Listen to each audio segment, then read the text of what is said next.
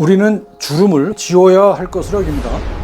그런데 주름이란 말을 곰곰이 들여다보면 그건 다름 아니라 접힘입니다. 접혀 있다는 뜻이죠. 놀랍게도 우리 몸을 만드는 단백질은 문자 그대로 접히고 주름 잡힌 사슬입니다. 그 주름의 모양이 조금만 달라져도 몸에는 큰 변화가 일어납니다. 생명의 설계도라는 DNA조차도 실은 생명이 살아온 긴 시간이 감기고 접혀서 만들어진 하나의 주름입니다. 오늘은 몸에 새겨진 그 주름과 무늬를 함께 읽어보겠습니다. 안녕하십니까? 몸으로 알고 몸으로 살아가는 이야기를 나누는 채널 몸들의 살림살이입니다. 저는 소소마을 공동체에서 꽃과 새와 별을 관찰하면서 의철학과 인문의학을 공부하는 강신익입니다. 지난 편까지 우리는 몸이 홀로선 딱딱한 실체가 아니라 너와의 마주침 속에서 매 순간 새로 태어나는 몸나라고 했습니다. 그렇다면 그 수많은 마주침과 살아온 시간은 다 어디로 갔을까요? 사라지지 않았습니다. 몸에 주름과 무늬로 접혀 쌓였습니다. 과학은 이 주름을 다 펼쳐 보여줄 수 있을까요? 사람의 DNA는 30억 쌍의 염기로 이루어져 있고 그 서열은 이미 다 밝혀졌습니다. 그런데 그 중에서 우리가 기능을 아는 부분은 겨우 1에서 2%라고 합니다. 생명이 살아온 삶이 통째로 기록된 주름인데 지금의 과학이 펼쳐 읽어낼 수 있는 건 그 정도뿐이라는 거죠. 그러니 그 1, 2%의 암만으로 한 사람의 몸 전체를, 그 삶 전체를 재단할 수는 없습니다. 바로 이 지점에서 인문학이 시작됩니다.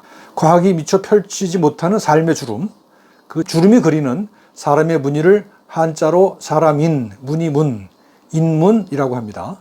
그리고 그 사람의 무늬를 읽고 배우는 공부가 바로 인문학, 사람인의 그럴 문을 쓰는 인문입니다. 사람의 무늬를 읽는 일이 곧 인문인 셈이죠. 일찍이 소크라테스가 말했습니다. 모른다는 것을 아는 것이야말로 참된 삶의 출발이라고요. 몸을 다 안다고 자신하는 순간이 아니라 다 알 수는 없음을 인정하는 순간에 비로소 몸을 읽는 일이 시작됩니다. 그렇다면 사람들은 저마다의 시대에 몸을 어떤 무늬로 그려왔을까요? 가장 오래된 무늬는 풍요의 몸입니다. 2만 년에서 3만 년 전에 만들어진 빌렌도르프의 비너스를 보면 가슴과 엉덩이는 풍만하게 부풀어 있는데 얼굴에는 이목구비가 거의 없습니다. 개인의 얼굴은 지우고 낮고 기르는 생명력만을 한껏 강조한 거죠. 그 시대의 몸은 나 하나의 몸이 아니라 다산과 풍요를 비는 공동체의 몸이었습니다. 시간이 흘러 르네상스에 이르면 전혀 다른 무늬가 나타납니다. 레오나르도 다빈치가 그린 비트루비우스 인체 도형은 사람의 몸을 원과 정사각형이라는 완벽한 도형 안에 반듯하게 끼워 넣습니다. 풍요를 빌던 몸이 이제 기하학적 비율과 질서를 뽐내는 몸으로 바뀐 겁니다.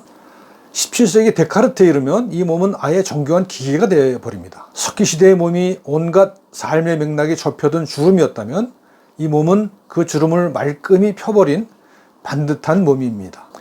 그런데 우리 몸에는 기계로는 다 담기지 않는 것이 있습니다. 바로 마음입니다. 백제와 신라의 장인이 만든 미륵 반가 사유상을 한번 보십시오. 살짝 숙인 고개, 턱을 괜 손끝에 고요한 생각의 무늬가 그대로 배어 있는 것 같지 않습니까? 서양의 로댕이 만든 생각하는 사람은 어떻습니까? 잔뜩 긴장한 근육으로 생각을 쥐어짜듯 표현합니다. 같은 생각인데 몸에 새겨진 무늬는 사뭇 다릅니다. 그러나 마음이 몸을 통해 드러난다는 점만은 똑같습니다. 마음은 몸과 동떨어진 유령이 아니라 처음부터 몸의 무늬였던 겁니다. 그리고 오늘 몸의 무늬는 다시 한번 바뀌고 있습니다. 내 몸은 내 피부 안에서 끝나지 않습니다.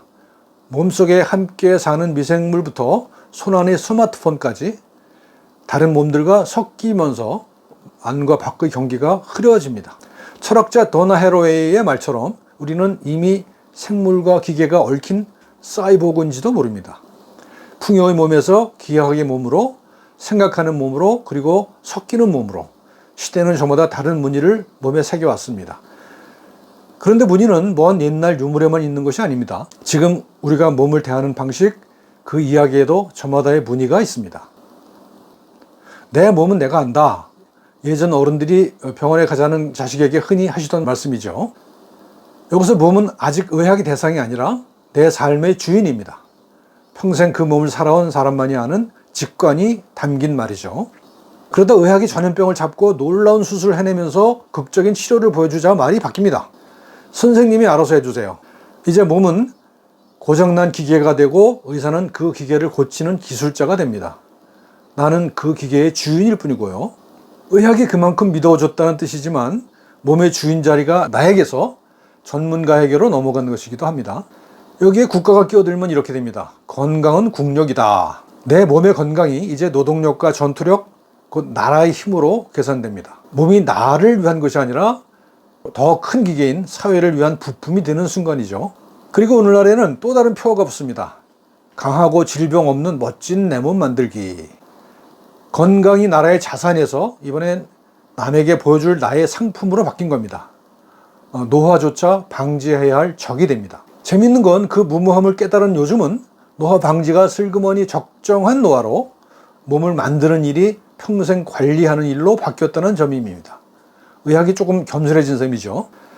이 네 가지 이야기에는 공통점이 하나 있습니다. 하나같이 몸을 내가 가진 것, 고치고 관리하고 꾸며야 할 대상으로 본다는 점입니다. 그러나 진화 편들에서 보았듯이 나는 몸을 가진 것이 아니라 나 자신이 바로 몸입니다. 내 몸은 나의 것이라기보다는 다른 몸과 세계를 잇는 하나의 매듭이자 밖으로 열린 창에 가깝습니다. 그래서 이 채널이 기대는 이야기는 다릅니다. 나는 몸이로소이다.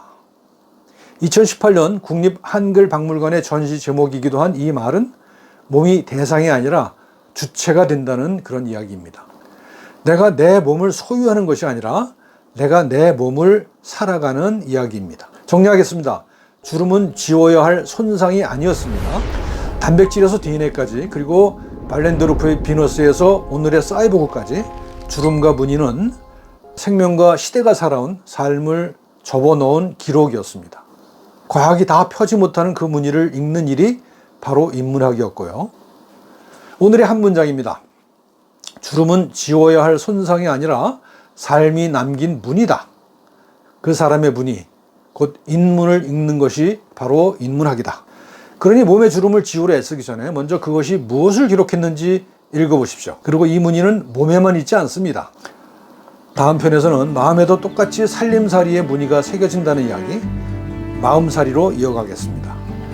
오늘도 함께해 주셔서 고맙습니다. 몸들의 살림살이였습니다.